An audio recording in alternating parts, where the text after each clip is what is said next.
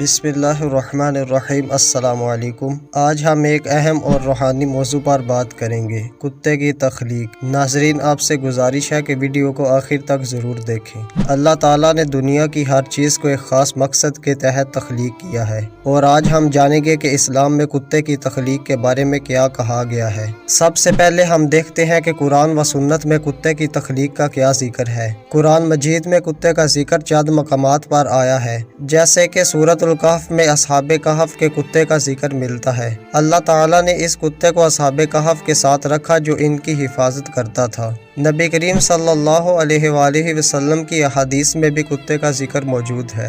बाज़ अहादीस में कुत्ते को निजस करार दिया गया है, लेकिन साथ ही कुछ अहादीस में कुत्तों को शिकारी के तौर पर रखने की इजाज़त दी गई है। इससे हमें ये सीखने को मिलता है कि अल्लाह ताला ने कुत्ते को भी एक ख़ास मकसद के तहत तख्लीक किया है। नाज़रीन, अल्लाह ताला ने दुनिया की हर चीज़ को एक ख़ास मकसद के तहत तख्लीक किया है और कुत्ते भी इनमें शामिल हैं। कुत्ते को इंसान के लिए मुख्तलिफ खिदमात फराहम करने के लिए तख्लीक किया गया है। ये इंसान के लिए वफादार दोस्त होते हैं और हिफाजत के लिए भी इस्तेमाल किए जाते हैं। इस्लामी तालीमात के मुताबिक अल्लाह की तख्लीक में कोई चीज़ बेमकसद नहीं है। हर चीज़ के पीछे अल्लाह की हिकमत पोशीदा है और हमें इस हिकमत को समझने की कोशिश करनी चाहिए। कुत्ते की तख्लीक का मकसद भी हमें अल्लाह की कुदरत और इसकी मखलूक़ात की अहमियत को समझने में मदद देता है। इस्लामी शरीयत में कुत्ते की परवरिश के हवाले से ख़ास हदायत मौजूद हैं। नबी करीम सल्लल्लाहु अलैहि वसल्लम ने फरमाया कि अगर किसी घर में कुत्ता हो तो फरिश्ते उस घर में दाखिल नहीं होते।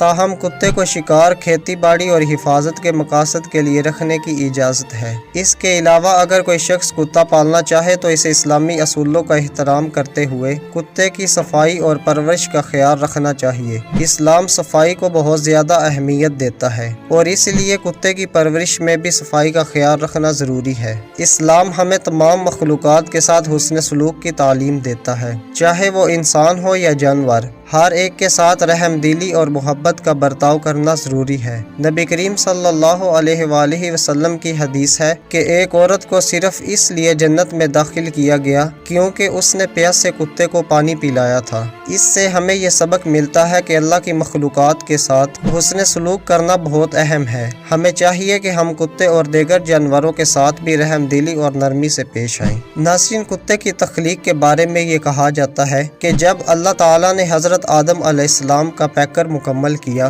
तो इब्लीस ने गुरूर में आकर हज़रत आदम अलैहिस्सलाम के पैकर पर थूका तो अल्लाह ताला ने जिब्राईल अलैहिस्सलाम को हुक्म दिया कि उस मिट्टी से एक कुत्ता बना दिया जाए। नाज़रीन, कहा जाता है कि ये कुत्ता इंसान का वफादार इसलिए है कि ये इंसान की मिट्टी से ही बनाया गया है और ये इंसान पर भोगता इसलिए है कि इसमें इब्लीस के थूक का असर है। नाज़रीन, आज हमने इस्लामी नुक्ते नज़र से कुत्ते की तख्लीक के बारे में जाना। अल्लाह ताला ने कुत्ते को एक खास मकसद के तहत तख्लीक किया है और हमें इसकी हिकमत को समझने की कोशिश करनी चाहिए। अगर आपको हमारी ये वीडियो पसंद आई हो तो इसे लाइक करें, अपने दोस्तों के साथ शेयर करें और हमारे चैनल को सब्सक्राइब करना ना भूलें ताकि आपको मज़ीद रूहानी और दिलचस्प वीडियोस मिलती रहें। आपके सवालात और ख्यालात का हम कमेंट्स में इंतज़ार करेंगे।